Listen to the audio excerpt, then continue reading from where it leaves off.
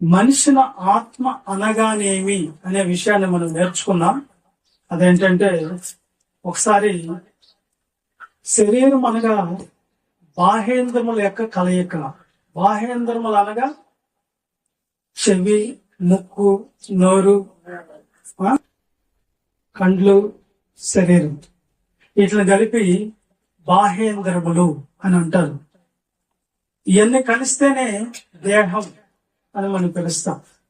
అలాగే ఆత్మకు కూడా శరీరానికి ఎలాగైతే బాహేంద్రియములు ఉన్నాయో ఆత్మకు కూడా అంతరింద్రియములు ఉన్నాయి అని బైబిల్ చెప్తుంది. ఒకసారి 139 కీర్తన 13వ వచనాన్ని మనం చదువుతున్నాం. కీర్తనల గ్రంథం 139వ కీర్తన 13వ వచనం. 13. నా అంతరింద్రియములను నీవే కలిగి చేసితివి. అంటే బాహేంద్రియములు ఉన్నాయి గనక అంతరింద్రియములు కూడా ఉన్నాయి. ఇంద్రియములు అనగా అవయవాలు అని అర్థం. బాహేంద్రములు ఏంటి అని అడిగితే మనం చెప్పుకున్నాం. ఇప్పుడు అంతరింద్రియములు అనగానేమి? అంతరింద్రియములు అంటే ఏంటి అంటే కంటికి కనబడనివి అంతరింద్రియములు. అంతర ఇంద్రియములు అనగానే అవయవాలు. ఏంటి ఆత్మకు ఉన్నటువంటి అవయవాలు అంటే హృదయము, మనస్సు, మనస్సాక్షి, మనోనేత్రాలు, మంచి చెడులు. ఈ 5 కలిపి అంతరింద్రియములు అంటారు. ఈ ప్రకృతి సంబంధమైన శరీరము ఉంది, ఆత్మ సంబంధమైన శరీరం కూడా ఉంది. 2 శరీరాలు ఉన్నాయి మనకు. ఒకటి ప్రకృతి సంబంధమైనది, ఈ మట్టిలో ఇంచి వచ్చింది. రెండోది ఆత్మకు సంబంధించిన శరీరం కూడా ఉందని బైబిల్ చెప్తుంది. 1 కొరింథీయులకు రాసిన పత్రిక 15వ అధ్యాయము 43వ వచనాన్ని మనం ఒకసారి చూద్దాం. చూడండి. ఘనహీనమైనదిగా ఎత్తబడి మహిమ గలదిగా లేపబడిను.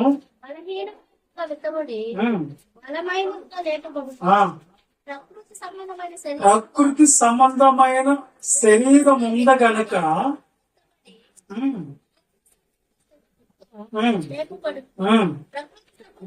ప్రకృతి సంబంధమైన శరీరం ఉంద గనక ఆత్మ సంబంధమైన శరీరం కూడా ఉన్నది అన్నారు. అంటే 2 శరీరములు ఉన్నాయా? అవును. ఆత్మ సంబంధమైన శరీరము అక్షయమైనది, ప్రకృతి సంబంధమైన శరీరము ఏమైపోయేది? క్షయమైపోయేది, నాశనం అయిపోయేది, శిథిలం అయిపోయేది. ప్రకృతి సంబంధమైన శరీరము.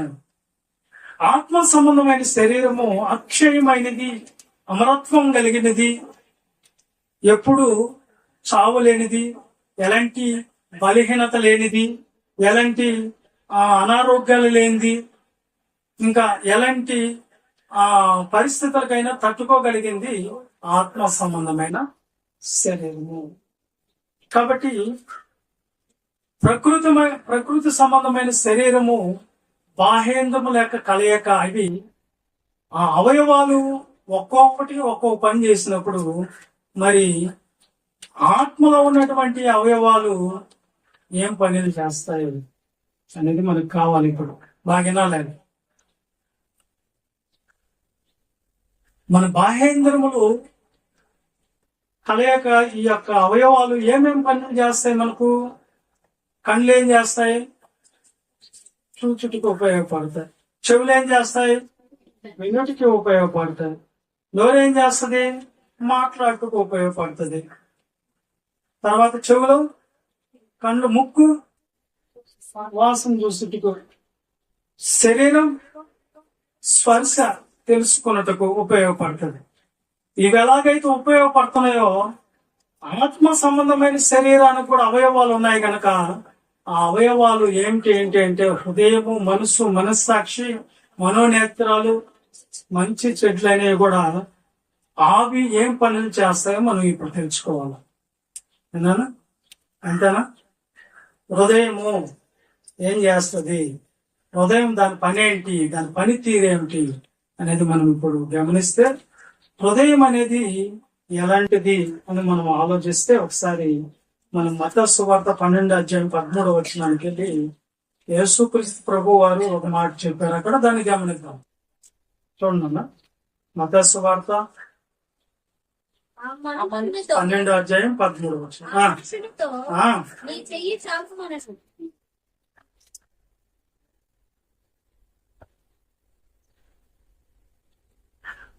చదవమ్మా. ఏది 13? 12:34. 34 చదవన్నా. 12:34. ధర్మ సంతానమా, ఈ చెడ్డవారు ఇంటి ఎలాగ మంచి హృదయమందు నిండి ఉన్న దాన్ని బట్టి నోరు మాట్లాడగలదా? చాలు. ఇక్కడ మనకు హృదయం ఏం పని చేస్తుంది అనే దానికి మనకు కావాల్సిన విషయం ఇది. ఏం చేస్తుంది హృదయం అంటే, హృదయమందు నిండి ఉన్న దాన్ని బట్టి అన్నాడంటే, హృదయం అనేది నింపుకుంటాది. హృదయం అనేది ఏం చేసేది అంటది, నింపుకుంటాది. నింపుకునేది ఏమేమి ఉంటాయి మనకు? మనం కొన్ని నింపుకుంటూ ఉంటాం. నీళ్లు నింపుకున్నట్టుకు కొండను వాడతాం, అలాగే డబ్బులు నింపుకున్నట్టుకు ఉండిని వాడతాం, అలాగే ఇంకా కొన్ని నింపుకునేదానికి కొన్ని వాడుతూ ఉంటాం. బట్టలు నింపుకునేదానికి బీరువాని వాడతాం, సూట్ కేసును వాడతాం. ఇలాగే హృదయం కూడా ఎలాంటి పని చేస్తుంది అంటే, మనం ఏది నింపితే అది నింపుకుంటుంది. దీని పని తీరుది. ఆత్మకు ఉన్నటువంటి, హృదయంకు ఉన్నటువంటి దాని లక్షణం ఏంటంటే, నువ్వేమి నింపుతావో అది నింపుకుంటుంది. అర్థమైందా? నింపుకొని అది ఆ నింపుకున్న దాన్ని బట్టి ఇది మనుషునికి పంపిస్తుంది. ఎలా నింపుకుంటుంది? ఏది నువ్వు ఎలా నింపుతావు హృదయాన్ని? ఇప్పుడు మన కడుపు లేకపోతే మన పొట్ట అనుకుందాం. మన పొట్ట నిండుటకు దారి ఏంటి? అర్థం అవుతుందా? నోటి దూరం. నోరు పని చేయనప్పుడు ఎలా పంపిస్తాను నువ్వు కడుపులోకి? ముక్కలు రెండు ఉన్నాయా? 2 దారులు ఉన్నాయి. మన కడుపు నిండాలంటే 2 దారులు ఉన్నాయి. అలాగే హృదయం నిండాలంటే ఏ దారులు ఉన్నాయి? ఎలా నింపుకోవాలి? ఎలా నిండుతుంది హృదయము? నువ్వేదైనా, అది మంచి అయినా చెడైనా అది నింపుకుంటాను. దాంట్లోకి చేరే దారి ఏంటి అంటే, ఒకటి చూచుట ద్వారా హృదయంలో నిండిపోతాయి. చూస్తాం. ఈ యొక్క బట్టలు చాలా బాగున్నాయి, ఈ శారీ లేకపోతే ఈ చెప్పులు ఇది చాలా బాగున్నాయి, ఇది నాకు కావాలి. లేకపోతే ఈ డ్రెస్ బాగుంది, ఇది నాకు కావాలని ఎక్కడ పడిపోతున్నది? హృదయం. ఎందుకు ఎలా వచ్చింది? నువ్వేది చూస్తావో అది హృదయంలోకి వెళ్ళిపోవాలి. హృదయము నిండేదానికి మార్గం నువ్వు చూస్తున్న ఆ చూపులు. ఇంకొక దారి కూడా ఉంది. వినుట ద్వారా నువ్వేం వింటావో అది ఎక్కడికి వెళ్ళిపోతుంది? హృదయంలో పడిపోతుంది. ఓ, వాళ్ళు నా గురించి ఇలా అన్నారా అని హృదయంలో నిండిపోయి ఉంటది. వినుట ద్వారా నువ్వు ఏది చూస్తావో అది నిండిపోంటది. అది చెత్త అయినా బంగారమైన. రెండోది, నువ్వు ఏది వింటావో, బాహుబలి సినిమాలో ఉందా బా అన్నారంటే దాని మీదకి వెళ్ళిపోంటది అన్నమాట, నిండిపోతుంది. నువ్వు ఏది నింపుతావో దాన్ని బట్టి దేవుడు రేపు నిన్ను తీర్పులోకి తీసుకుని వస్తాడు. ఇక్కడ నువ్వు బంగారు సరుడు లేకపోతే నెక్లెస్ లేకపోతే ఇంకా ఏదో గోల్డ్ పెట్టుకొని, డబ్బు పెట్టి, రత్నాలు ముత్యాలు సూట్ కేసులో పెట్టి ఇక్కడి నుంచి బయలుదేరి హైదరాబాద్ పోయి ఓపెన్ చేస్తే అక్కడ పోయి ఆకులు, చెత్త, చెదారం, రసగుడ్లు అవుతుందా? అవుతుంది. నువ్వు ఏం నింపుతావో అదే ఓపెన్ అవుతుంది అక్కడ అన్నప్పుడు. హృదయంలో నువ్వు అది చెడైనా సరే మంచి అయినా సరే దేవుడు ఓపెన్ చేసేటప్పుడు నువ్వేదైతే నింపుకున్నావో అదే ఓపెన్ అవుతుంది అక్కడ. ఎక్కడ? దేవుని. అందుకని ఆ నింపేటప్పుడే ఎలా ఉండాలంట? జాగ్రత్తగా నింపుకోవాలి. ఆ నింపేటప్పుడు జాగ్రత్తగా నింపుకోవాలి. కాబట్టి ప్రియులారా, హృదయం అనేది చాలా డేంజర్ స్పాట్ అనేది మనకు ఇర్మియా గ్రంథం 17వ అధ్యాయము 9వ వచనంలో హృదయాన్ని గురించి కదిలించే మాటలు చెప్పాడు. ఇర్మియా గ్రంథం 17వ అధ్యాయం 9వ వచనం ఒకసారి చూడండి. ఇర్మియా గ్రంథం హృదయం అన్నిటికంటే 17వ అధ్యాయం 9వ వచనం. హృదయము అన్నిటికంటే మోసంకారమైనది అంటారు. హృదయం అనేది చాలా డేంజర్ స్పాట్. అంటే ఏంది అది అనుకుంటే మోసం మోసం ఎక్కడ లేదు, హృదయమే. అది ఘోరమైన వ్యాధి కలిగిందంట. వ్యాధులన్నిటిని కలిపితే ఈ శరీర సంబంధమైన రోగాలతో మనం చచ్చిపోయినా మనకు ఆటంకం లేకుండా పరలోకం వస్తుందేమో, కానీ హృదయం అనే ఘోరమైన ఈ వ్యాధితో మాత్రం చనిపోతే పరలోకం అనేది ఖచ్చితంగా మనకు రాదు. కారణం ఏంటంటే నీ హృదయంలోనే ఉంది రోగం. మనుషులందరూ పై రోగాలను బాగు చేసుకున్నట్టుకు డాక్టర్లు సంప్రదిస్తున్నారు, హాస్పిటల్కి వెళ్తున్నారు, ఎంతో ధనాన్ని ఖర్చు పెట్టుకుంటున్నారు. కానీ నీ హృదయంలో ఉన్నటువంటి పాషాణాన్ని తొలగించుకునే దానికి మాత్రం ఎవ్వరూ ఆ ప్రయత్నాలు చేయటం లేదు. హృదయం అనేది ఎలాంటిదంటే భయంకరమైనటువంటి ఘోరమైన వ్యాధి అందులో ఉంది. ఏంటి ఆ వ్యాధి అంటే మోసం మోసం మోసం. ఈ దినాలు ఎక్కడ చూసినా మోసపోయిన వాళ్ళు ఒక కొల్లల మంది ఉంటారు.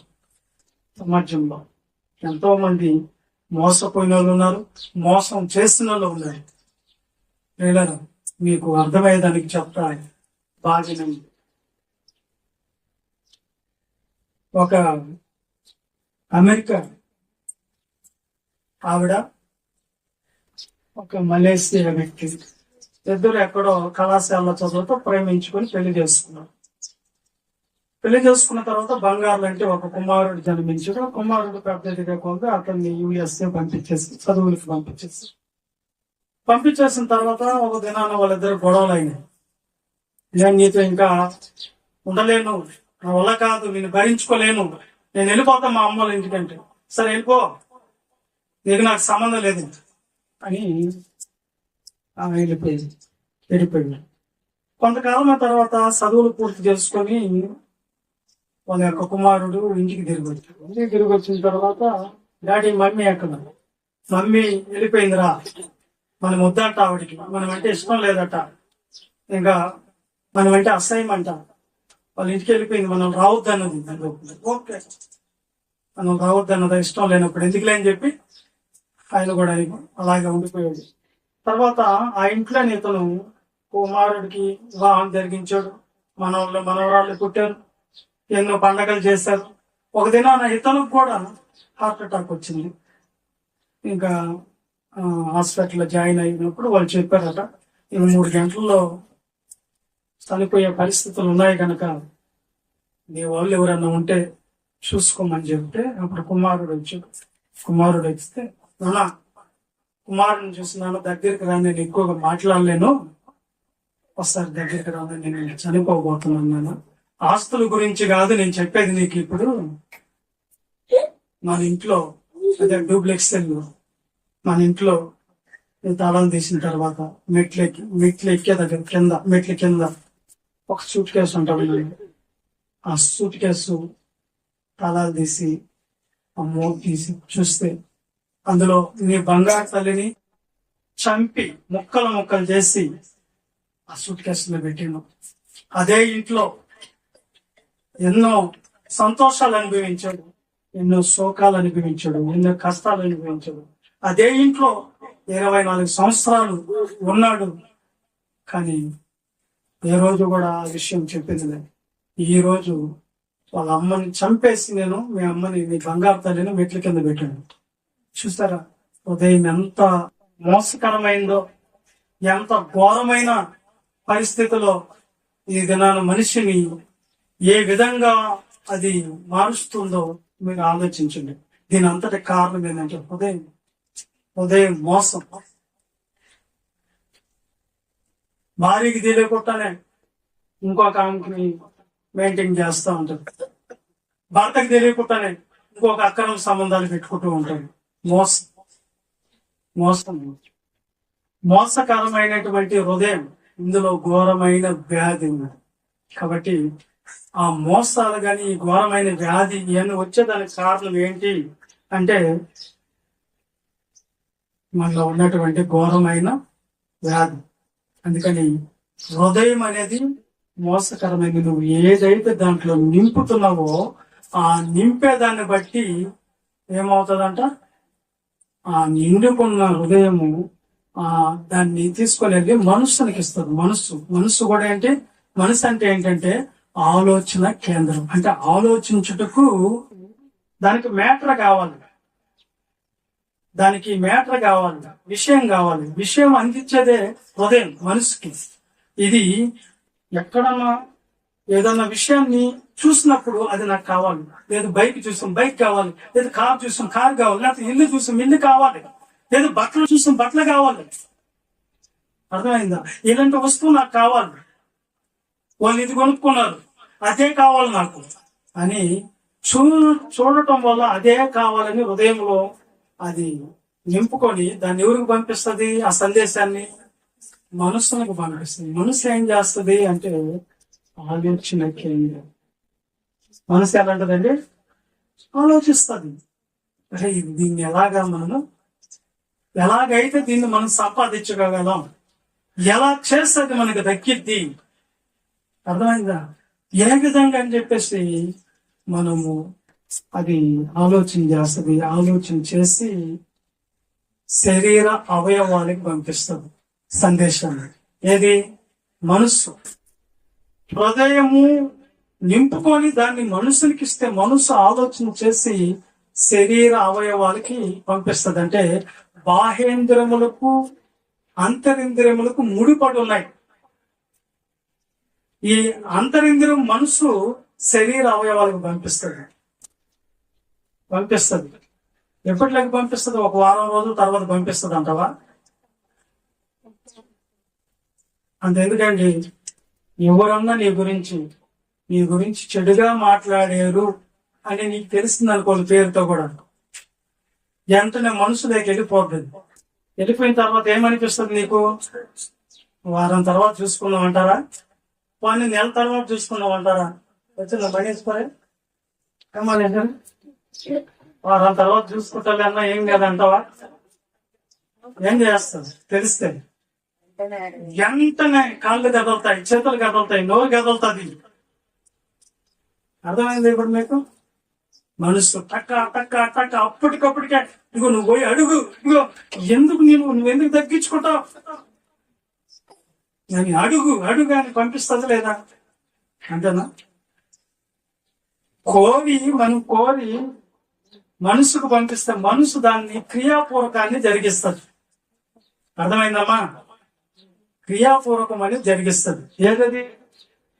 మనస్సు. అర్థమైంది ఇప్పుడు? మనసులో నువ్వు ఏదైతే ఉంటుందో, ఏదైతే హృదయంలోకి వస్తుందో అదే మనసులోకి వస్తుంది. ఒకసారి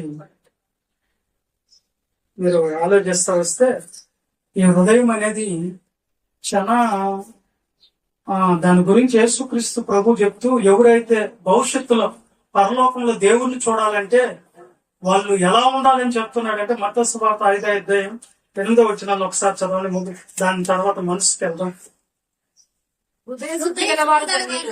హృదయ శుద్ధి గలవారు ధన్యులు,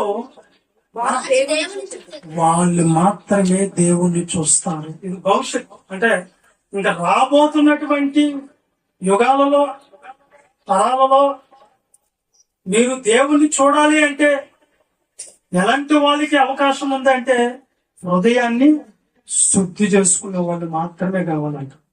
ఎవరు కావాలంట? హృదయాన్ని శుద్ధి చేసుకునే వాళ్ళు కావాలంట. హృదయాన్ని శుద్ధి చేసుకోవటం అంటే ఏంటి? అందులో ఉన్న లోక మాలిన్యం, చేదు బ్రతుకు, అపవిత్రత, ప్రతి విర్రవేగుచున్న దుష్టత్వాన్ని, కల్మషాన్ని, మచ్చను, డాగును, ముడతను ఏం చేసుకోవాలా? శుద్ధి చేసుకోవాలా. దేని ద్వారా? వాక్యం అనే ఉదక స్థానముతో పరిశుద్ధపరచుకోమంటాడు. నీ హృదయం శుద్ధి కాకపోతే నువ్వు దేవుణ్ణి చూడలేవంటాడు, దేవుని దగ్గరికి వెళ్ళలేవంటాడు, పరలోకం లేదంటాడు. కాబట్టి హృదయం అన్నిట్లకంటే మోసకరమైంది, ఘోరమైన వ్యాధి కలిగింది, దాన్ని గ్రహింపగలిగిన వాడు అంటాడు. ఇదేనా ప్రపంచంలో జ్ఞానులు అనేవాళ్ళు, సైంటిస్టులు కానివ్వండి, పరిశోధకులు కానివ్వండి, ఉన్న వాళ్ళందరూ కూడా ఎన్నెన్నో కనిపెడుతున్నారు. కానీ హృదయంలో ఉన్నటువంటి ఆ తలంపులు, ఆ హృదయంలో ఏముందని మనిషి హృదయంలో ఎవరన్నా కనుగొంటున్నారంటే ఎవరు కనుక్కోలేరు. అది దేవుడికి ఒక్కడే దాన్ని కనుక్కోగలదు. కాబట్టి హృదయాన్ని మనం ఏం చేసుకోవాలంట? శుద్ధి చేసుకోవాలి. హృదయము మంచిది కాదు అంటున్నాడు. మనిషిని హృదయము మంచిది కాదు. కాబట్టి హృదయాన్ని మనం ఏం చేసుకోవాలంట? శుద్ధి చేసుకోవాలి. ఇప్పుడు నేనేమంటున్నానంటే దాని తర్వాత మనస్సు, అంతరింద్రియముల యొక్క అవయవాల్లో రెండోది ఏంటంటే మనస్సు. మనస్సుకు పంపించిన తర్వాత మనసు ఏం చేస్తుంది? ఆలోచన కేంద్రం అన్నది. ఓకే, ఇప్పుడు మీరు ఒక కోరిక కోరుకోండి, ఆ కోరిక ఎలా చేపిస్తుంది మనసు? లేదా కోరుకోండి. ఇప్పుడు ఈ చికెన్ తినాలి అనిపించింది అనుకోండి, చూసి చికెన్ తినాలి అనుకున్నాం, వెంటనే దానికి ఆలోచన వచ్చింది, ఏం చేస్తుంది? కదులు నడువు అంటది. ఎక్కడికి? చికెన్ కొట్టుకు బాగుంటది. ఏదైతే చెప్పేది నీకు? మనసు కదులు అంటదు. డబ్బులు లేవు కదా, ఏం పర్లా, మీ ఆయన జేబులో ఉంటాయి, తీసేయి. ఆయన దేనికో ఎత్తి పెట్టుకో ఉన్నాడు కదా, ఏదో అవసరానికి, పర్లేదు తీసే, తెలీదు తీసే, ఎక్కువ ఉంటాయిలే, ఆయన అట్టే చెప్తాడు అంటారు. తర్వాత నువ్వేం చేస్తావు? అట్లని తీసుకొని డబ్బులు తీసుకొని వెళ్ళిపోతావు. ఎక్కడికి? చికెన్ కొట్టుకి వెళ్ళావు, తెచ్చావు, వండేవు, శరీరానికి కూడా వేసేసావు. వేసేసిన తర్వాత నీలో ఇంకొకటి నీ గురించి సాక్ష్యం చెప్తుంటది. దాని పేరే ఏమంటారు? దాన్ని మన సాక్షి. అంటే మనం చేసింది చెప్పేదే మనస్సాక్షి. మన గురించి ఒక సాక్ష్యం చెప్తూ ఉంటది ఎప్పుడు. దాన్నే మనస్సాక్షి అంటే. దీన్ని దగ్గర హైకోర్టులు పనికిరావు, సుప్రీంకోర్టులు పనికిరావు, ఏ కోర్టు పనికిరాదు. ఈ మనస్సాక్షి దేనికి భయపడదు. నువ్వు చేసినట్టుగా నీకు చెప్పగలిగింది ఇదే, భయపడకూడదు.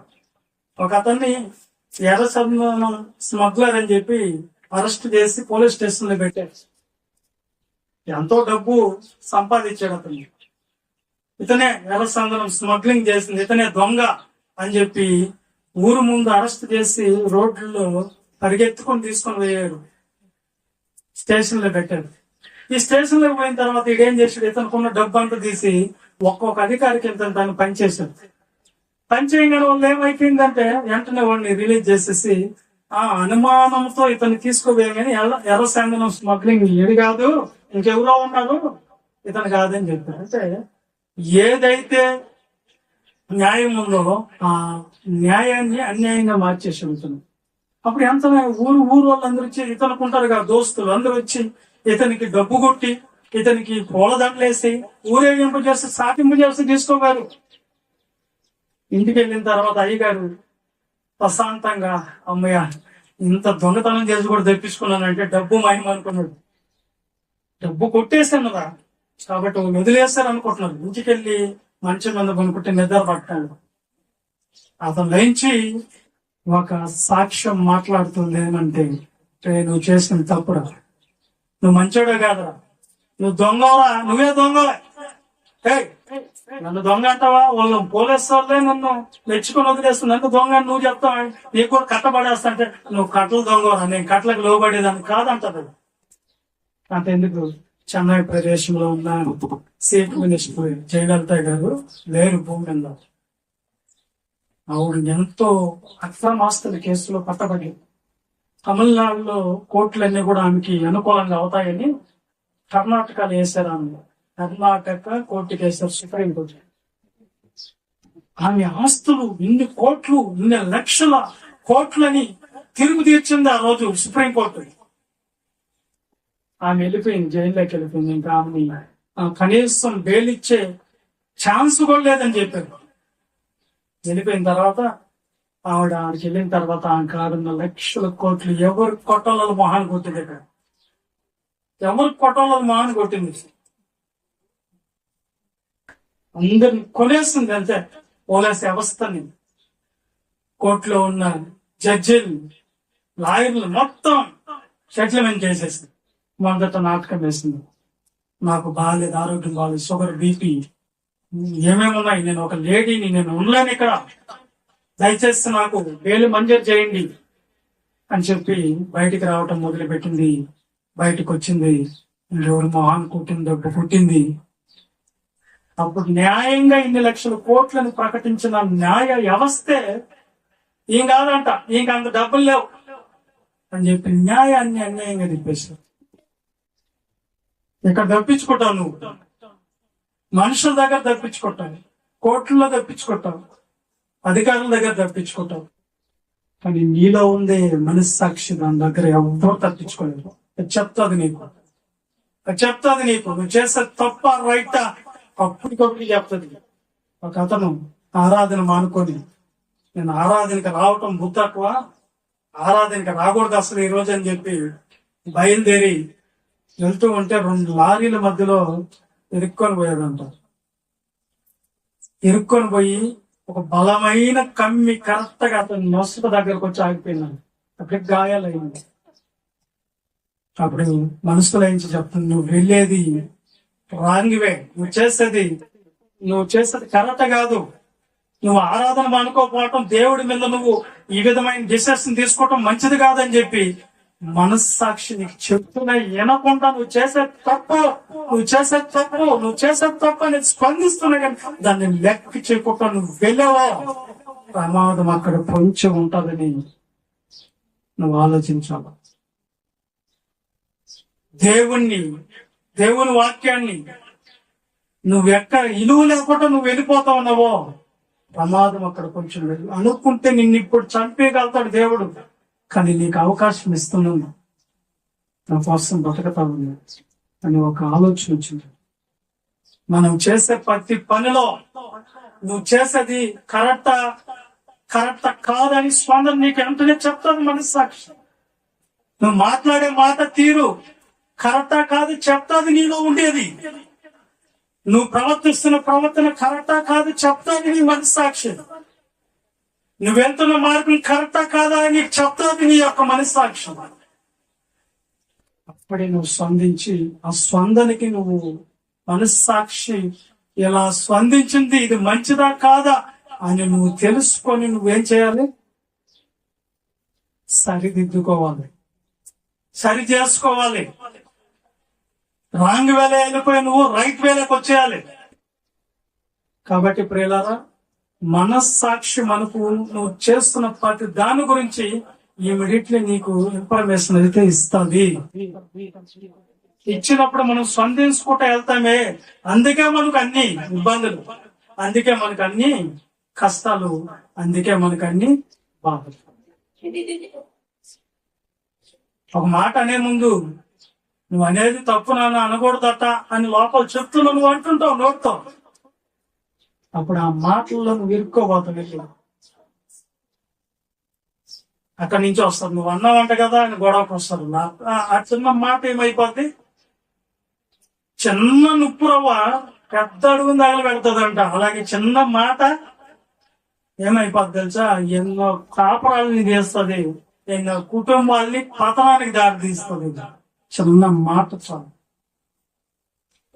అర్థమైందా? ఒక ఆవిడ చెప్పిందట, అర్థమైందని చెప్తున్నా. ఒక ఆవిడ చెప్పిందంట,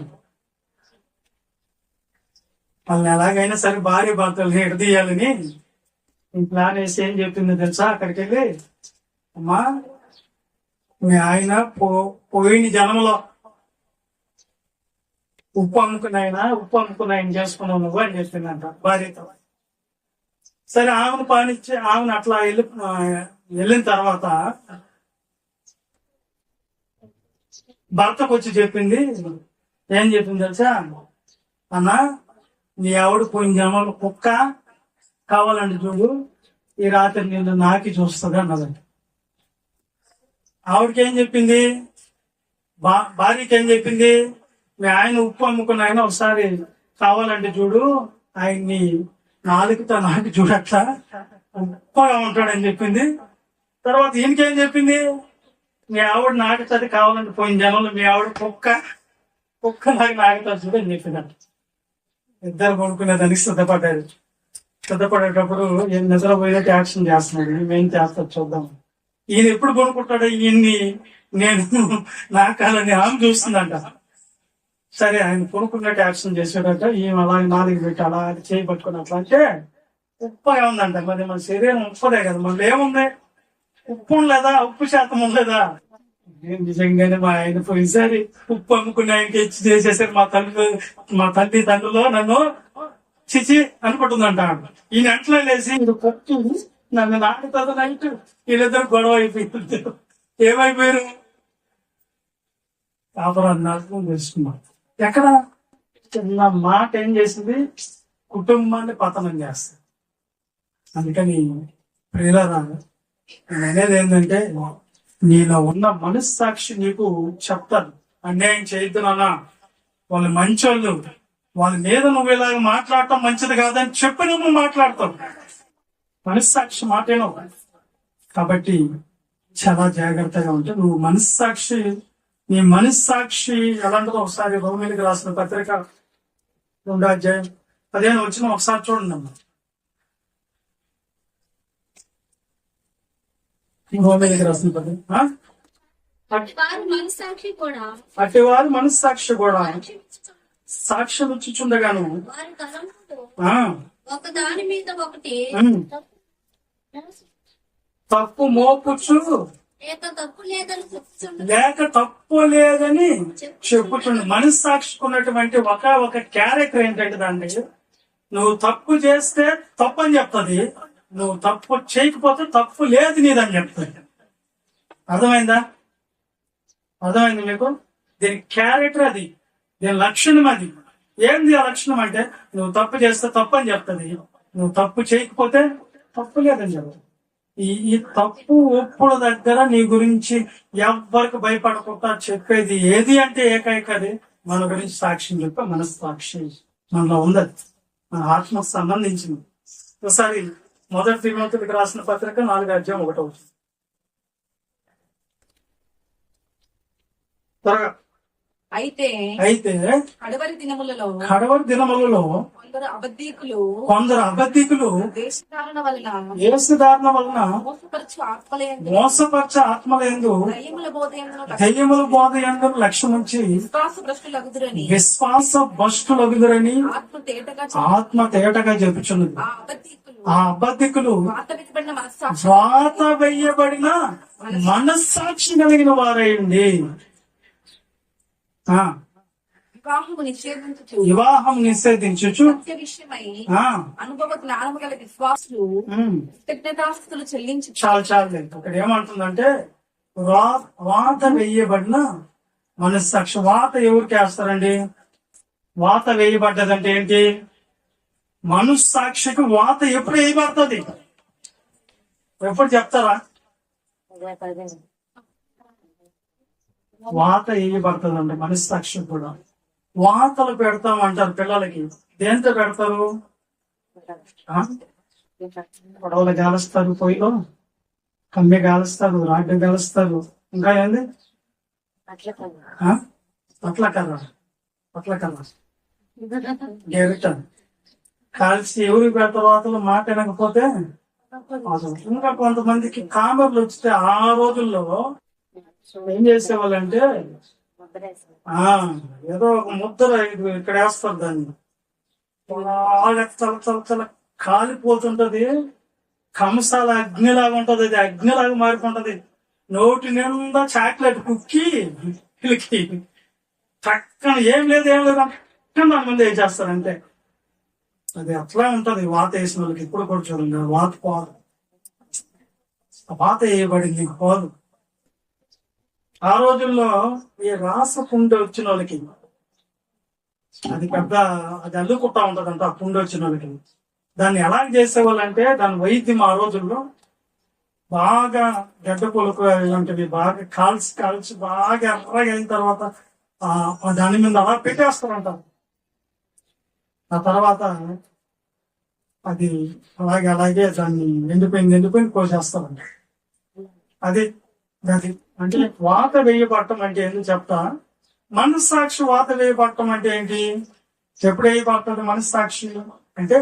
చెడిపోతే, మనస్సు చెడిపోతే, మనస్సు చేస్తున్న చెడ్డ ఏదైతే నువ్వు చేస్తున్న పనులన్నీ చెడుగా ఉన్నాయో, తప్పు మీద తప్పు చేస్తూ ఉంటావో, అది స్పందించి నీకు చెప్తాది, అమ్మా నీ దొంగతనం చేయొద్దు, దొంగతనం అనేది మంచిది కాదు అని చెప్పిన నువ్వు దొంగతనం చేస్తావు.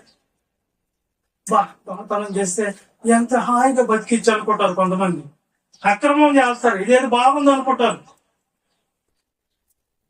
మోసాలు చేస్తారు, ఇది బాగుంది అనుకుంటారు. అలాగా ఒక్క మోసానికి 100 మోసాలు చేయాలని వస్తుంది. ఒక్క అబద్ధం చెప్తే 1000 అబద్ధాలు చెప్పాలని వస్తుంది. అర్థమైంది మీకు? ఈ అబద్ధాల మీద అబద్ధాలు చెప్తూ వెళ్తాం, మోసాల మీద మోసాలు చేస్తూ వెళ్తాం. అర్థమైందా నాయన? తర్వాత తప్పు మీద తప్పు చేస్తూ వెళ్తావు. స్పందించి చెప్తాది అది. చెప్పి నువ్వు వినకొట్ట పోయినప్పుడు ఇంకా మనస్సాక్షి అనేది చెప్పకొట్ట స్పందించకొట్ట ఆగిపోద్ది. నీకు చెప్పదు. అలాంటి వాళ్ళు ఎంత కిరాతకులు అయిపోతారంటే అంత భయంకరమైన కిరాతకులు అయిపోతారు. బస్త మనసులోకి వెళ్ళిపోతారు. వాత వేయబడిన మనస్సాక్షి వాడు మనస్సాక్షిని కూడా పట్టించుకోడు. మరి నీకు మనసు లేదా? మృగాలకు ప్రవర్తిస్తున్నావు, పశువులకు ప్రవర్తిస్తున్నావు. ఏమి మనిషి వాడిని పశువు వాడిని అడుగుతారు చాలా మంది. ఈ మధ్య కోలకత్తాలో ఒక భయంకరమైనటువంటి ఒక డాక్టర్ని పాడు చేసి చంపేశాడు ఒక వ్యక్తి. అతని డెవిల్ అన్నారు, అతను పశువు అన్నారు, మూర్ఖుడు అన్నాడు. ఎంత హింసించి చనిపోయాడో తెలియదు కానీ ఇతను మనిషి పశువు అంటున్నారు. ఇతనికి ఏమైపోయిందంటే తప్పుల మీద తప్పులు ఎన్నో చేస్తుంటాడు అతను.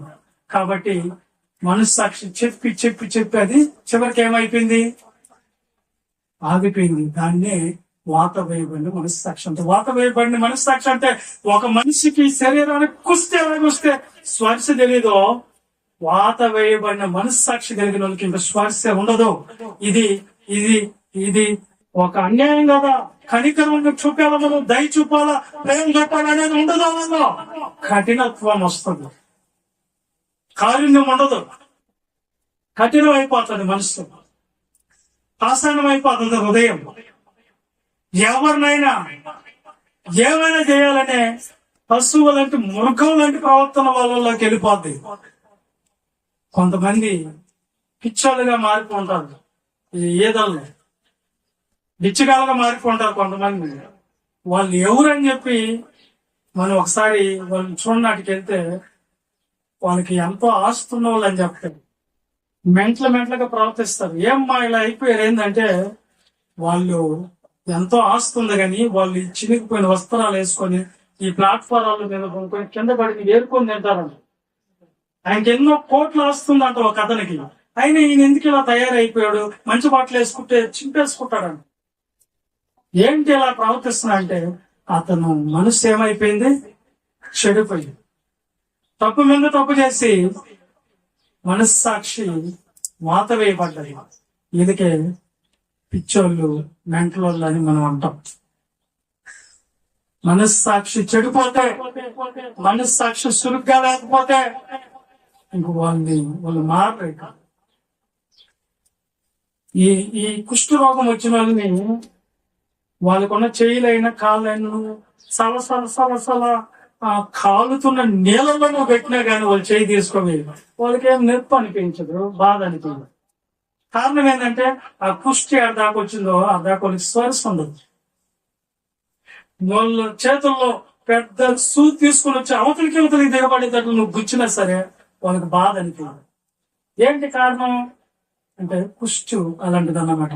అలాగే మన మనస్సాక్షి కూడా అలాంటి కుష్టు పట్టిపోతే, ఆ మనసులో అలాంటి కుష్టు వస్తే ఇంక నువ్వు ఎలా చేస్తావు, ఏం మాట్లాడతావో నీకే తెలియదు అన్నమాట. కొంతమందిని చూసినప్పుడు అమ్మో బాబోయ్, ఈ కుక్క జోలికి పోయేదానికంటే, పోయి చక్కదనం పోగొట్టుకునేదానికంటే మెల్లిగా మౌనంగా ఉండటం మంచిది అనిపిస్తుంది. ఏదైనా కుక్క అయిపోయిందంటే కారణం మనసు చెడిపోయింది. ఎలా అంటే అలా మాట్లాడతారు. ఆ జోలికి మనం పోలేం. మనస్సాక్షి చెప్పింది ఎందరో. నువ్వు అన్యాయంగా మాట్లాడుతున్నావు, తప్పు కాదు ఇది అని మనసు చెప్పిన ఎందరో. ఇలాంటివి ఎన్నో మాట్లాడేస్తున్నావు, నువ్వు పోవా అంటారు. కాబట్టి పిల్లలారా, మనస్సాక్షి అనేది స్పందించినప్పుడు నువ్వు ఇది చేసే తప్పు అని చెప్పినప్పుడు ఖచ్చితంగా నువ్వేం చేయాలి, దాన్ని స్పందించాలి. ఇది కరెక్ట్ కాదన్నప్పుడు దాని మాట వినాలి మనం. అప్పుడు మనం దాని మాటని మంచిది చేస్తే అది నువ్వు చేసే తప్ప రైట్ అని చెప్పినప్పుడు, నువ్వు చేస్తేది రైట్ టు అని అది చెప్పినప్పుడు నీలో అప్పుడు మనోనేత్రాలు వెలిగించబడతాయి. ఎప్పుడు ఎప్పుడు ఎప్పుడు మనోనేత్రాలు వెలిగించబడతాయి చెప్పండి. ఎప్పుడమ్మా? నువ్వు చేసేది మంచిది, నువ్వు కరెక్ట్ గా ప్రవర్తిస్తున్నావు, దేవుళ్ళు కూడా నువ్వు అన్యాయం లేదు, అక్రమం లేదు, నీలో ఏ చెడుతనం లేదు, చాలా మంచిగా మారుతున్నావు, మంచి పని చేస్తున్నావు, మంచి చేస్తున్నావు, ఇతరులకు కూడా మేలు చేస్తున్నావు నువ్వు అని అది ఎప్పుడైతే నీలో చెప్తాదో, నీలో ఉండి అప్పుడు నీ మనోనేత్రాలు ఎలాగుతుంటాయి. వా, నేను కడుపు నిండా అన్నం తిరగకపోయినా కానీ ఈ మాటలు మనల్ని ఏం చేస్తాయంటే ఉత్తేజపరుస్తాయి, తృప్తిని ఇస్తాయి. నువ్వు 3 పూటల భోజనం చేయని అవసరం లేదు, మంచి పని చేసిన రోజు నీ కడుపు నిండినంత ఆనందంగా అయితే. నేను ఒక రోజు వీళ్ళని రైల్వే స్టేషన్ లో ట్రైన్ ఎక్కించి హైదరాబాద్కి తిరిగి వచ్చేటప్పుడు ఆ బ్రిడ్జి మీద ఆత్మకూరు బస్ దగ్గర ఒక చిన్న పాప బండికి దగ్గరకు వచ్చేస్తా ఉంది. అంత పాప ఆ ప్లాట్ఫారం నుంచి. అప్పుడు ట్రైన్ ఆ రోజు చాలా లేట్ అయింది. ఆ రోజు నేను ఎంతో టైంకి వచ్చా, 11, 12కు వచ్చాను రిటర్న్.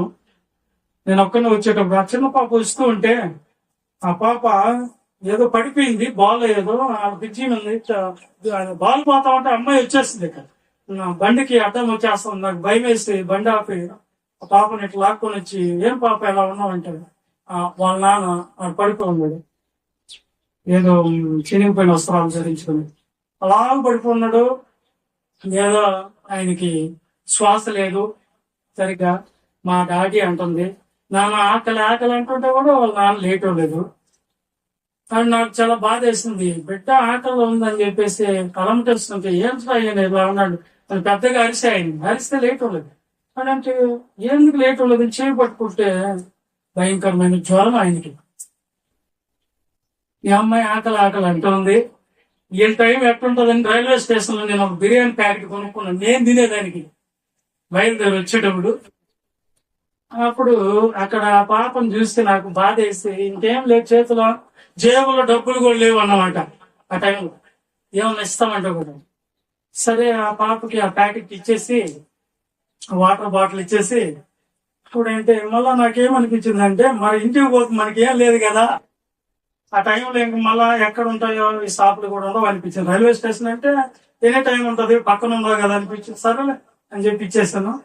ఏదో ఒక 100 రూపాయలు ఎంత ఉంటే ఆయన చేతిలో పెట్టి, ఏమైనా అంటే ఈ రోజు నేను ఎక్కడికి వెళ్ళి పాపకి అడుక్కొని తీసుకొని రాలేకపోయాను, కాబట్టి ఏమనుకోవద్దంటే సరే అని చెప్పి, నువ్వైతే బిర్యానీ తినబాకయ్యా, ఏదన్నా పాలు ఏదన్నా బ్రెడ్ ఏదన్నా కొనుక్కో అని చెప్పేసి బయలుదేరి. అప్పుడేమో నాకేమనిపించింది అంటే, మరి నువ్వు వాళ్ళకి ఇచ్చేస్తావు కదా, నువ్వేం చేస్తావు అన్నట్టు. నాకు లేకపోయిందని ఒకటి అది బాధతో నేను బాధతో వచ్చి ఇక్కడికి వచ్చేలేకే నాకు అసలు ఆకలి అనిపించలేక, అదే కడుపు నిండినంత ఆనందం కలిగింది, ఎంతో తృప్తినిస్తుంది, సంతోషంగా కంటి నిండా నిద్రపోయే ఉదయాన ఎంతో ఆరోగ్యం అనిపించింది.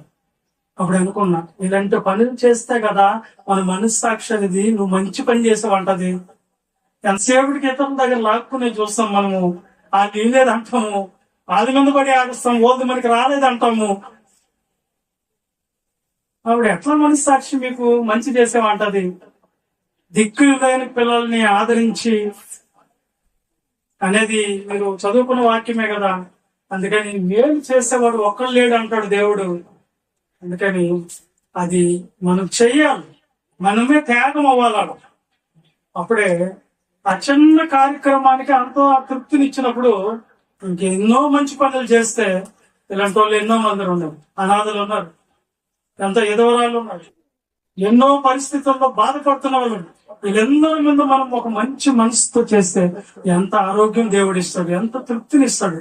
ఏది ఇవ్వలేండి, డబ్బు ఇవ్వలేదు, ఈ భూమి మీద ఎవరు ఇవ్వలేదు మనుషులు అనే వాళ్ళు కూడా. నువ్వు చేసే మంచితనము నువ్వు చేసి చూడు, నీ కడుపు నిండినంత ఆనందం, తృప్తి, ఎంతో సంతోషం, నీకు తెలియకుండానే తృప్తి నీలో కలగతాను.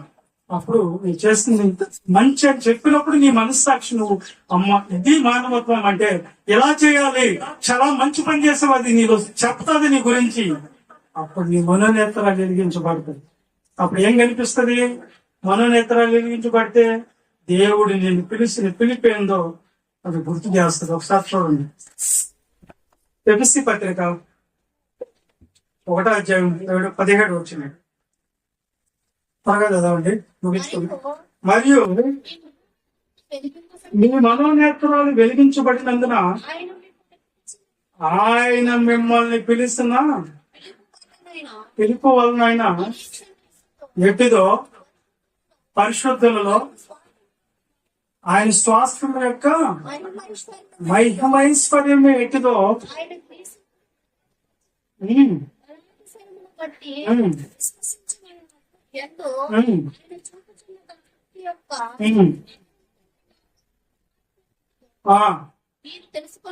అది చాలు చాలు చాలు. మీ మనోనేత్రాలు వెలిగించబడినందున మీరు నిరీక్షిస్తున్నారు. ఏంటి మన నిరీక్షణ? మన విశ్వాసం ఏంటి?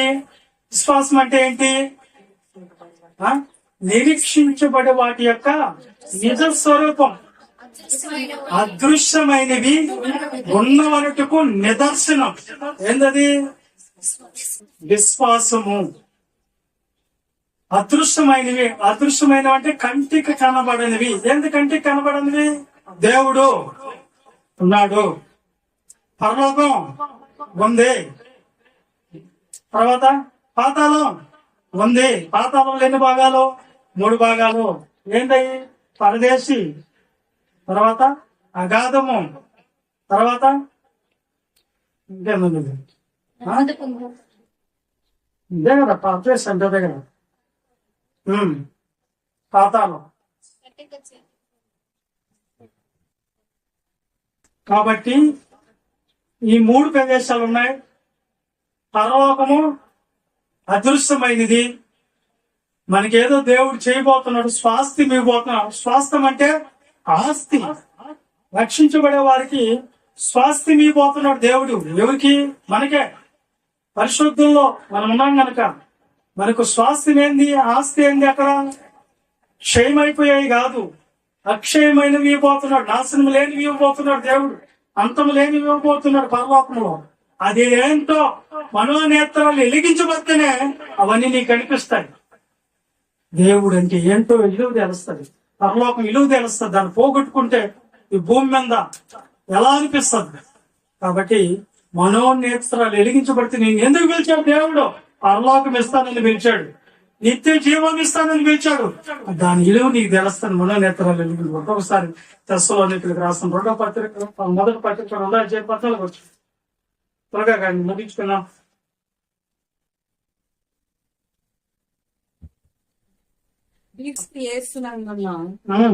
దేవుని సంఘములను పోలి నడుచుకున్న వారైతే వారు యూదుల వల్ల అనుభవించినట్టు శ్రమలే నీవును నీ సొంత దేశస్తుల వల్ల అనుభవించింది. ఆ యూదులు తమ పాపములను ఎల్లప్పుడూ సంపూర్తి చేయుటకై ప్రభు అయిన యేసును ప్రవక్తలను చంపి మమ్మల్ని హింసించి అన్యజనులు రక్షణ పొందుటకై వారితో మేము మాట్లాడుతున్న మమ్మల్ని ఆటంకపరిచి దేవునికి ఇష్టలు కాని వారును మనుషులందరికీ విరోధులై ఉన్నారు. దేవుని ఉగ్రత తుదమట్టుకు వారి మీదకి వచ్చాయి.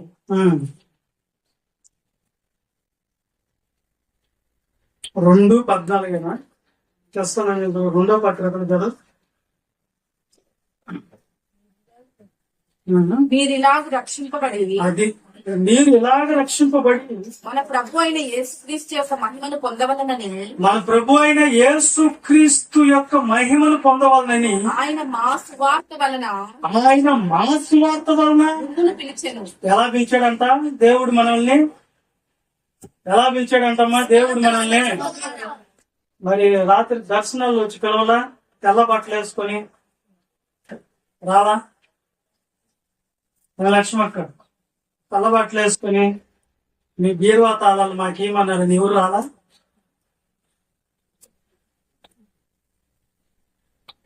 ఎవరు రాలేదు? ఒక డాక్టర్, ఇప్పుడు ఒక డాక్టర్ గారు ఎన్నో సంవత్సరాలు కష్టపడితేనే కానీ ఎంబీబీఎస్ ఆయన తగిన కోర్స్ చేస్తాను కానీ మనం ఆయన దగ్గరికి వెళ్ళి గైకాలిస్ట్ అని చెప్పి మనం వెళ్ళి ఆయన దగ్గర సబ్జెక్ట్ ఉంటేనే చూపించుకుంటాం. లేదనుకో రాత్రి డాక్టర్ అయిపోయాను నేను అని మన నాగేంద్ర వచ్చాడు అనుకోండి, నేను రాత్రి అయిపోయాను డాక్టర్, మీరందరూ నా దగ్గరికి రాండి ఇంజక్షన్ ఇస్తాను. వెళ్తారా మీరు? వెళ్తారా? వెళ్ళరు. ఎందుకని?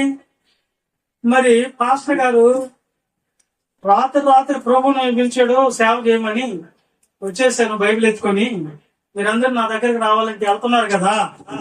ఒక పాస్టర్ అమ్మ ఉంది, పిచ్చి పాస్టర్ అమ్మ, మీరందరూ నా దగ్గరికి రాండి అంటది. ఏందేందో చెప్పేస్తుంది వాళ్ళకి, మరాఠీ మాటలు, వాక్యం చెప్పదు. అర్థమైంది మీకు? మరి అక్కడెందుకు అలా చేస్తున్నారు, ఇక్కడ ఎందుకు చేయటం లేదు? అన్నా మా తల్లి సంఘం అన్నా, మీరు మంచి వాక్యమే చెప్తారు కానీ మేము రాకూడదని తల్లి సంఘం వదిలేసి అన్నారు అనుకోండి. ఒకవేళ నేను చెప్తున్నా, మరి ఆ తల్లి సంఘం అన్నప్పుడు మరి తల్లి బడి కూడా ఎందుకు ఉండదు మీకు?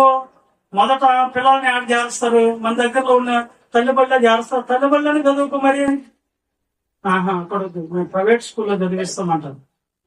మేము ఇక్కడ చదివేమండి, గొల్లపాలెం స్కూల్లో చదివేమండి, ముతుకూరు స్కూల్లో జాయిన్ చేస్తాం మా పిల్లలు అంటారు. లేదా ధనక్షపురం పంపిస్తామంటారు. ఏమ్మా మా ఇష్టం, ఎక్కడైనా చదివించుకుంటాం అన్నా అక్కడ అంటారు. మరి లేదు ఇప్పుడు ఎంగనపాలెంలో ఉన్న డాక్టర్ దగ్గరికే మీరు వెళ్ళాలి. మేమెందుకు వెళ్తాం, మేము నెల్లూరుకి వెళ్తాం, టౌన్కి వెళ్ళి చూపించుకొని వస్తాం అంటారు కొంతమంది. ఏమ్మా ఇక్కడ మొహమాటం లేదు, అక్కడ మొహమాటం వస్తుంది. ఎక్కడ? నువ్వు ఇక్కడ రోగంతో ఉండి చచ్చిపోయినా నీ పరలోకం వస్తుందేం తెలియదు కానీ, ఒకవేళ నువ్వు తల్లి సంఘం అని నమ్ముకొని నువ్వు వాక్యం తెలుసుకోకుండా, నిజం తెలుసుకోకుండా నువ్వు అలాగే ఉండిపోయావనుకో, ఖచ్చితంగా నీకు వచ్చేది నరకమే. అది మాత్రం వాస్తవం. ఎందుకంటే ఒక టీచర్ సబ్జెక్ట్ తెలుసుంటేనే పిల్లల్ని పంపిస్తున్నావు, ఒక డాక్టర్ గైకాలిస్ట్ అయితేనే పంపిస్తున్నావు. మరి కాస్త దగ్గరకు వచ్చేలేకే మనకి అవసరం లేదు అనుకుంటున్నావు. ఏమన్నా అక్కడ అవసరం లేదా? అది ఆలోచించాలి మీరు. కాబట్టి మనోనేత్రాలు వెలిగించబడితే మిమ్మల్ని సువార్త ద్వారా, మా సువార్త ద్వారా మిమ్మల్ని పిలిచాడు. ఎక్కడికి? రక్షణ సువార్త ద్వారా పిలిచాడు.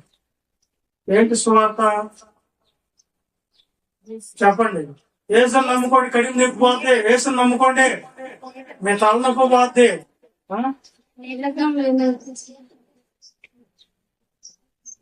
సువార్త అంటే ఏంటి? చాలా మంది సువార్త అంటే ఇది అనుకుంటున్నారు. అమ్మా ఏసుని నమ్ముకోండి, చీపురు కట్టేస్తాడు. ఏసుని నమ్ముకోండి, గోంగూర కట్టేస్తాడు. కొత్తిమీర కట్ట కూడా ఇస్తున్నారు మాకు సంఘంలో. అది ప్రకటించే వాళ్ళు ఉన్నారు చాలా మంది. ఏనా ఇదే సువార్త అంటే? ఏంది సువార్త అంటే? ఆయన ప్రకటించాడు కదా సువార్త అంటే. రోమిలకు రాసిన పత్రిక 15వ అధ్యాయం కొరింథీయులకు రాసిన పత్రికనా? చదువుమా. అదేనా అధ్యాయం? 5వ అధ్యాయం 5వ వచనం. చదువు. సువార్త ఏంది? నాకు ఇవ్వబడిన ఉపదేశం మొదట మీకు అప్పగించుకునే లేఖనముల ప్రకారం క్రీస్తు మన పాపముల నిమిత్తం మృతి పొందను, సమాధి చేయబడిన మూడో దినం. ఇది సువార్త. ఇది చెప్పడంలో మొదలు నేను ఉన్న గడ్డ. ఒక ఆయన చెప్తున్నాడు, ఆయన మనోనేత్రాలు కనిపించిందంట ఒక ఆవుల్లో ఉన్న గడ్డ. మనోనేత్రాలు వెలిగించబడితే దేవుడు కనిపించాలి. నీకు ఏం కనిపిస్తున్నాయి? ఏంటి? శరీర సంబంధమైన కనిపిస్తాయి. మనోనేత్రాలకి అపవాదం ఎట్లా చేసేస్తుంది వాళ్ళు. ఏం చేస్తుంది? ఎలా చేస్తుంది చూడండి. 2 కొరింథీయులకు రాసిన పత్రిక 4వ అధ్యాయం 4వ వచనం చదవండి. ఎందుకు ఇలాగ ప్రకటిస్తున్నారు వీళ్ళందరూ? అది వస్తుంది, ఇది వస్తుంది, పరలోకం వస్తుంది అని చెప్పడం లేదు. దేవుని స్వరూపి అయ్యున్న క్రీస్తు మహిమను కనపరచు క్రీస్తు సువార్తను ప్రకాశమానం వారికి ప్రకాశింపకుండా ఉండినట్లు ఈ యుగ సంబంధమైన దేవత అవిశ్వాసం యొక్క మనోనేత్రాలకి బుద్ధితనం కలిగజేసింది. నిజమైన వాక్యం ఏదో వాళ్ళకి కనబడి కూడా చేస్తుంది. సత్యం అనేది ఎక్కడ ఉందండి? మేము కూడా సత్యమేనన్నా. అనేది మేము వెళ్ళేది కూడా సత్య సంఘం అంటున్నారు కదా. ఎక్కడుంది సత్యం? ప్రసంగ గ్రంథం తీయండి. సత్యం ఎక్కడ ఉంటుంది? ప్రసంగ గ్రంథం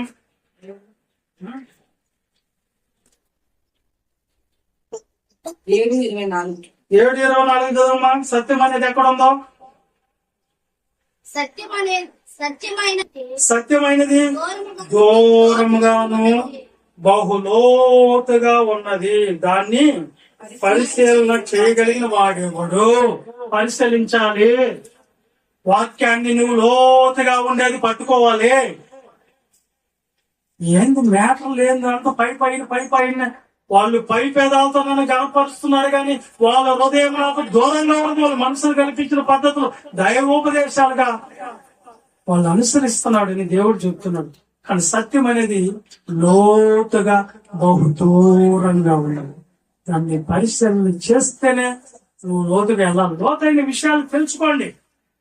వాక్యం అనేది లోతుగా తెలుసుకోవాలి. వాక్యం అనేది ఎలా చెప్పాలండి?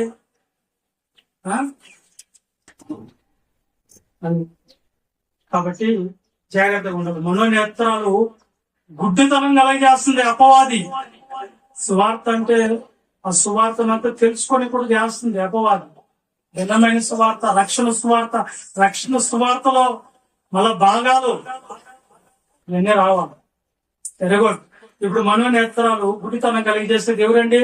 నేను వాక్యం తెలుసుకొని కూడా చేస్తుంది ఎవరు? వాక్యంలో లోతుకి బాని కూడా చేస్తుంది ఎవరు? అపవాదే. యుగ సంబంధమైన దేవత అవిశ్వాసుల యొక్క మనోనేత్రాలు అది స్టిక్కర్ వేసింది తెలుసుకొని కొట్టాలి. ఓకే. ఇప్పుడు ఆ వెలిగించబడితే మనోనేత్రాలు వెలిగించబడితే క్రీస్తు నిన్ను ఎందుకు పిలిచాడు నీకు అర్థమవుతుంది. లాస్ట్ ఏందండి? మనోనేత్రాలు వెలిగించబడితే మంచేదో చెడేందో మనకి తెలుస్తుంది. అదే మంచి చెడులు. ఇప్పుడు ఆత్మలు ఎన్ని భాగాలు? ఆత్మ అంటే ఎన్ని భాగాలు వచ్చినాయి? అవయవాలు ఏంది? ఆత్మకు అవయవాలు ఏంది? హృదయము, మనస్సాక్షి, మనోనేత్రాలు. ఇప్పుడు మంచి చెడులు అంటే ఏందో ఈ మనోనేత్రాలు ఎప్పుడైతే వెలిగించబడతాయి అప్పుడు మనం చేసేది రైట్ రాంగ్ అనేది అర్థమవుతుంది. ఒకసారి ఆదికాండం 3వ అధ్యాయం 22 వచ్చింది చదువుకొని ముగించుకుందాం. అప్పుడు దేవుడైన యెహోవా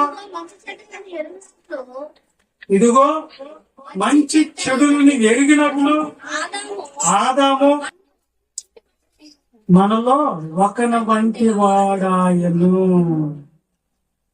ఏది ఎరిగినట్లు? ఏది తెలుసుకున్నట్లు? మంచేదో చెడేదో మనకు తెలుసుకున్నట్లు ఆ పొండు తినటం వల్ల వచ్చింది ఆ భాగ్యం. ఆ పొండు తిన్నాడు ఆదాం. మనకి చచ్చామో ఆ పండు తిన్నాడు, శాపం తెచ్చాడు, కష్టాలు వచ్చినాయి, బాధలు వచ్చాయి అంటున్నారు కదా. మరి ఇప్పుడు ఏం వచ్చింది పండు తింటే? ఏం ఏం ఏం జ్ఞానం వచ్చింది దాంట్లో? చెప్పండి, ఏమొచ్చింది? మంచేదో చెడేదో దేవుడికి ఒక్కడికే తెలుసు. అంటే దేవుడు కూడా చెడు అంటే ఏందో తెలుసా? అవును తెలుసు. దేవుడికి తెలుసా చెడు అంటే ఏందో? తెలుసు. తెలుసుకున్నవాడే గాని చెడు చేసిన వాడు కాదు దేవుడు. అలాగే చెడు మనం తెలుసుకోవచ్చేమో గాని చెడైతే మనము చెయ్యకూడదు.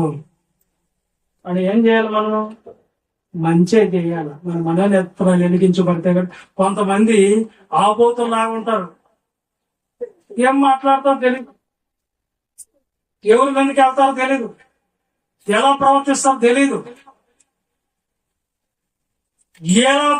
ఎందుకు బతుకు అని చూసి అనుకోవాలి, ఎందుకు బతుకుతున్నాడు ఈ అర్థమైన మనిషి, ఏ బాధ్యత లేదు, అదే అర్థమవుతుందంటే నేను చెప్పేదే. కాబట్టి ఈ రోజున మంచేదో చెడేదో మనం తెలుసుకోగలిగామంటే అది ఆదాము ఆ రోజు వాళ్ళ పొల్లి తిన్నందుకు ఇది ఒక మేలు జరిగింది దాంట్లో. కానీ చెడు